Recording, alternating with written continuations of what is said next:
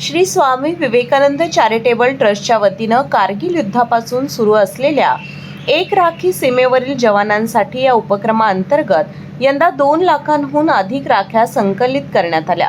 महादेव मंदिर मराठा बटालियन टीएच्या प्रांगणात या राख्या जवानांना प्रदान करण्यात आल्या। कार्यक्रमात विद्यार्थ्यांनी देशभक्तीपर गीते सादर केली।